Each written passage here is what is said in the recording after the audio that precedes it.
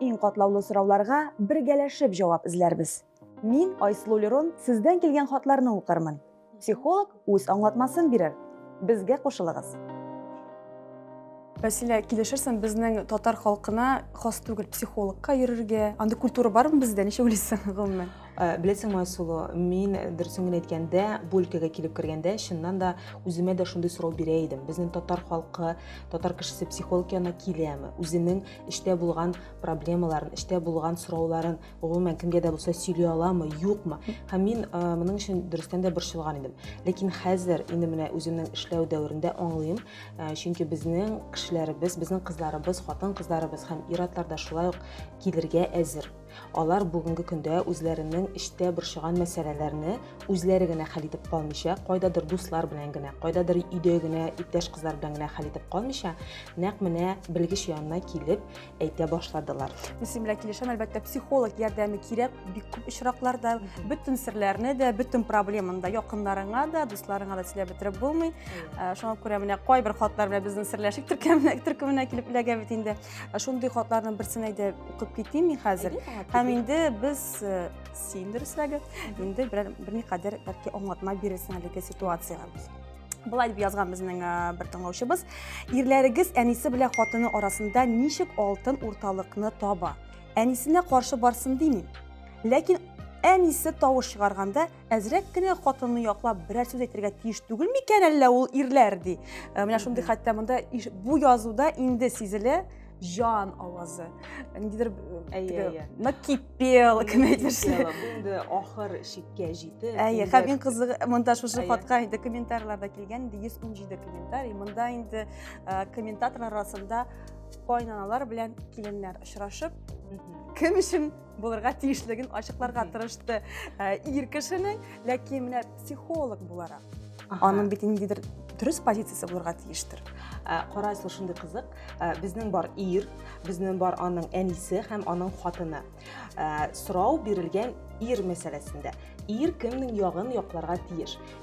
Үзара каршылыкка керәләр хатыннар һәм әниләр. Монда ир бөтенләй юк. Карай, кызык булып чыга. Аны да бу конфликтка диме? Аны тартып китереп, әйтәле син кем яклы булырга тиеш дип, ике яктан да мискин ирне, шулай дип әйтим диме, мискин ир кешене ике яктан да сорау яудыралар. Икесе дә сорап яталар. Син кем яклы булырга тиеш? Һәм шул рәвешле проблема тагы да ныграк теге. Ныграк. Кешегә. Алар бит аңлыйсыңмы, менә хатын кыз гомумән, әгәр дә кияүгә чыга икән кыз бала, ул инде үзенең нәселеннән яңа нәселгә күчә. Һәм биредә әлбәттә шушы нәсел турында сөйлибез икән. Бу нәселдә менә бу яңа килгән хатын кыз, без аны әйтәбез инде килен дип әйтәбез инде татарларда шулай бит. Ул инде биредә менә шу иерархияда дип әйтәм, шушы рәттә иң түбәнге урынны били, иң астагы урынны били. Һәм инде ул иң шушы астагы урынны биләүче кеше буларак мин аны һич кенә дә кимсетеп әйтәсем килми, ләкин бу дөрестән дә шулай яңа нәселгә килеп керә икән. Ул биредә иң беләсеңме ничек дип әйтим мин аны? Ул менә шушы нәселдә һәр кешегә дә яраклашып, һәр кешене дә җайлап торучы кеше буларак кабул ителә. Бу бик дөрес, бу бик нормаль күренеш. Чөнки син яңа нәселгә килеп кергәнсең икән, син бит инде яраткан кешегә кияүгә чыгасың, яраткан кешенең янына киләсең. Һәм син биредә һәрбер яклап, җайлап кына, әкрен генә, тыныч кына бу гаиләгә кушылырга тиеш. Син үзеңнең мәнфәгатьләреңне дә кайгыртасың. Шул вакытта шушы гаилә системасын бер ничек тә тотруклылыгын бетермичә генә, бозмичә генә җайлап кына яши башлыйсың, өйрәнәсең. Әлбәттә без аңа көн саен өйрәнәбез, ул инде тиз генә булып чыга торган әйбер түгел. Һәм менә шушыны аңлаган хатын кыз, мин хәзер хатын турында әйтәм диме, килен, хатын ул әгәр дә шушыны аңлый икән, ул инде әлбәттә үзенең яраткан кешесен бер кайчан да сорау астына куймаячак. Бер ничек тә иратка кемне сайлыйсың соң инде син хәзер, әйдә алтын урталыкны тап инде, әнинең дә күңелен күр, минем дә күңелемне күр дигән гомумән сорау туарга тиеш түгел, мөмкин түгел. Әгәр дә шушы гаиләдә, шушы нәселдә һәркем үз урынын белә икән.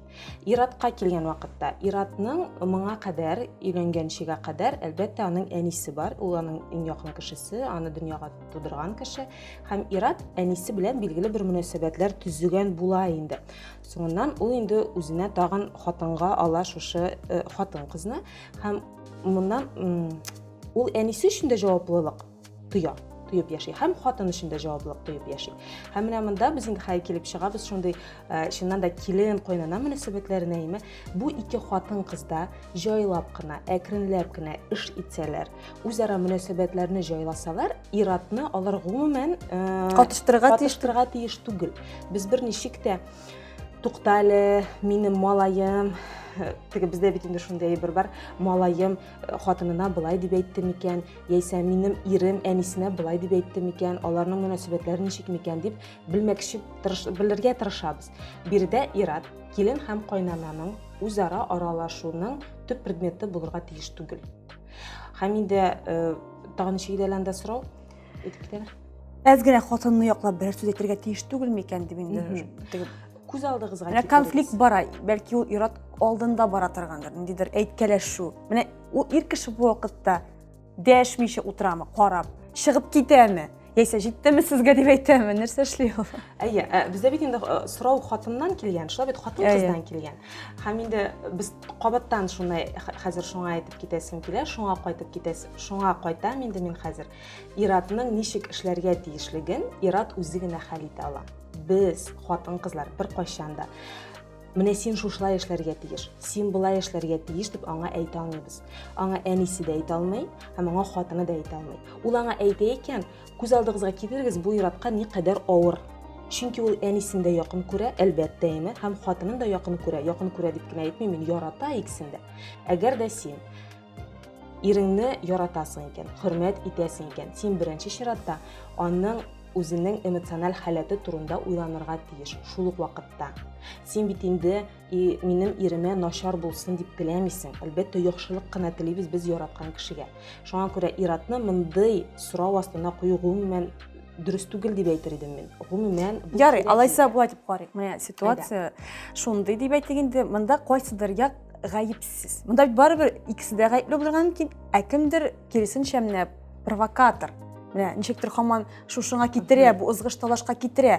Ну ярар җавап бирә бер тапкыр ул аңа каршы. Яисә ничектер матур итеп ясар. Кем җавап бирә? Әйтик, мәсәлән, булсын ди килен ди. Монда бит инде безнең хатын. Кайнанага җавап бирә. Мәсәлән, ничектер җавап бирә, бәлки ул матур итеп җавап бирә, бәлки ул начар итеп җавап бирә, ләкин ситуация һаман дәвам итә, кискенләшә, берничек тә хәл ителми. Бу очракта да ирне катыштырмаскамы, әллә инде әйтергәме? Менә шушындый ситуация бит нишләргә дип.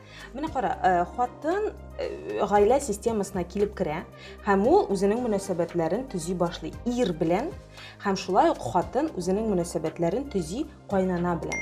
Монда берничек тә бу ике мөнәсәбәтләр катнаша алмый. Чөнки без барыбыз да кешеләр. Әгәр синең проблемаң бар икән, бар тик син үзең генә аны хәл итәргә тиеш. Шулай булып чыгамы? Син аны үзең генә хәл итәргә тиеш түгел, син шушы проблемада икенче як белән шушы проблемага катышкан икенче як белән хәл итәргә тиеш. Синең проблема әгәр дә ирең белән икән, утырасың да сөйләшәсең ирең белән. Әгәр дә синең проблема аның әнисе белән икән, утырасың да сөйләшәсең. Каян да кушылу? Әнисе белән. Әнисе белән утырасың да сөйләшәсең. Димәк, синең ниндидер конфликт бар икән, ниндидер каршылык килеп туа икән, әнисен утыртасың да менә шулай кара-каршы сөйләшәсең. Монда кая ир? Менә без инде икәү сөйләшеп утырабыз. Монда кая ир? Кая монда кайнана? Кая монда ирнең энесе, әтисе булырга мөмкин име? Монда әгәр дә түгел кемнең кем белән мөнәсәбәттә булуын билгеләсәк, проблема гомумән булмаячак. Чөнки ике улы кеше, булсын кайнана, булсын килен, кара-каршы утыралар да сөйләшәләр. Нинди проблема бар монда?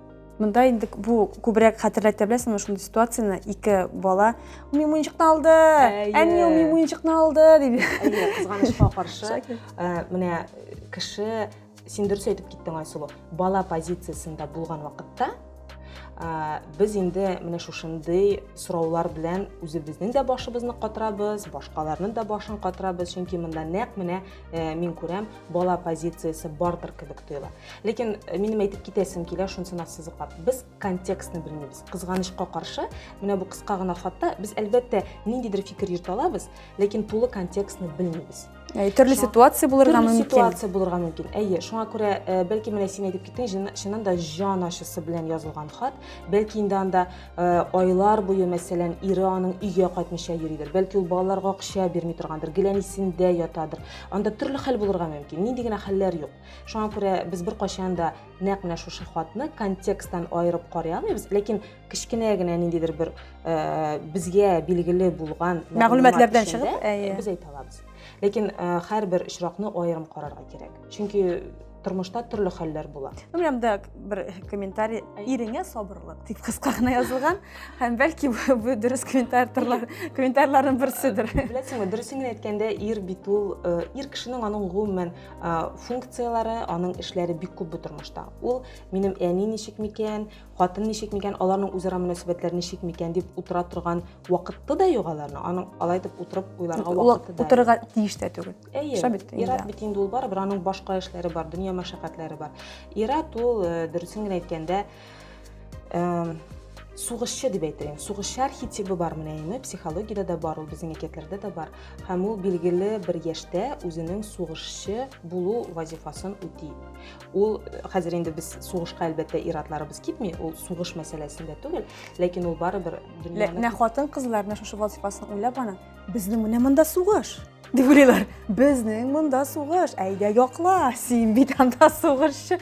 Шулайраган ул теге функциясын үзләренең шушы конфликтларында кулланырга теләр. Аның ул функциясы иратның димәк, тегендә тормышта каядыр шулай дип кулланырга тиеш. Өйдәге низахлар арасында теге вакланып, шунда бөтен энергиясын битереп, шулай булып чыга. Син дөрес әйтәсең, һәр кешенең үзенең психологик территориясы бар. Әгәр дә син билгеле бер системага, гаиләгә килеп керәсең икән, яңа кеше буларак, син үзеңнең кечкенә генә территория бар. Син шул территорияны, шул үзеңнең даирәңне, психологик даирәңне әкрен-әкрен генә әлбәттә киңәйтә аласың. Ләкин син бу психологик даирәне киңәйтәсең, әйтеп киткәнемчә, ирең белән мөнәсәбәттә, кайнана белән мөнәсәбәттә, кайната белән мөнәсәбәттә, башка туганнар белән мөнәсәбәттә, һәрберсе белән аерым-аерым. Һәм әгәр дә без шушы хакта уйлансак, әз генә булса да, менә минем психологик даирәм шушындый күләмдә. Мин менә шушы даирәдә билгеле бер эшләр башкара алам. Мин билгеле бер мәсьәләләр хәл итәм, мин билгеле бер кешеләр белән аралаша алам. Миңа ни өчен конфликтлар ни өчен мин каршылыклы хәлләр тудырам? Үзем тудырам бит мин аны. Әгәр дә син үзеңнең даирәңнең шикләрен дөрес билгеләмичә, яисә шиктән күп зур итеп күзаллыйсың икән, син инде әлбәттә башка кешенең мәнфәгатьләренә дә катыша башлыйсың. Минемчә, бездә төп каршылыкның нигезе менә нәкъ шул. Кызганычка каршы, гаиләдәге булган каршылыклар, бер гаилә әгъзалары арасында булган каршылыклар шуңа күрә туа да инде. Без үзебезнең психологик даирәне түгел таный алмыйбыз, түгел билгели алмыйбыз. Ул бит хәтта хайваннарда да бар. Әгәр дә, мәсәлән, арысланның әнисе, арыслан әни буламы инде ул, ничек була ул? Арыслан әни, мәсәлән, аның балалары бер кадәр үсәләр икән инде, үзенең балалар үсеп җитә башлагач, алар сыйышмый башлыйлар бер территорияга. Һәм инде хәтта шундый очраклар бар, арыслан әниләр үзләренең балаларын да куа башлыйлар. Ягъни алар тешләрен ырылдатып, аларны ничектер кимсетә башлыйлар шу территорияда. Чөнки һәр кешенең һәм хайваннарның да һәр кешенең үз территориясе булырга тиеш. Психологик даирә турында сүз бара. Татарларда әлбәттә бу мәсьәлә бергә яшиләр бит. Бергә яшәүчеләр дә бар. Менә бергә яшәгәндә, бер түбә астында яшәгәндә әлбәттә бу катлаулана, кискенләшә. Теге шикләр бер-берсе белән шкыла башлый, утлар шәшри башлый. Конфликт кискенләшергә мөмкин, беренчедән туарга мөмкин, икенчедән кискенләшергә мөмкин. Һәм инде монда карарга кирәк әлбәттә. Һәр очракны аерым карарга кирәк. Чөнки без бөтенебез дә төрле, Аллага шөкер. Бу минемчә кешеләрнең иң төп асыл шәп сыйфаты. Һәрберебез индивидуаль. Бер кайчан да бер кешене кабатламаячак. Шуңа күрә мөнәсәбәтләр дә һәрвакыт индивидуаль. Һәм кемдер әйткән киңәшнең кемгәдер ул туры килмәскә мөмкин. Монда истән чыгармаска кирәк. Сезнең фикерләрне көтеп калабыз, комментарийларыгызны языгыз. Безнең аралашу, безнең шушы хатлар, фикерләр, киңәшләр ошый икән лайк куйгыз, ошамый икән барыбер лайк куйгыз һәм безгә кушылыгыз. Кыскасы, без әле шул рухта дәвам итәрбез алдагы чыгарылышларыбызны да. Килен һәм кайнаның бер түбә астында яшәвен әле аерым тикшерергә кирәктер дип уйлыйм мин. Минемчә тикшерергә кирәк, чөнки татарлар өчен бу бик актуаль мәсьәлә. Иң актуальләрдән берсе.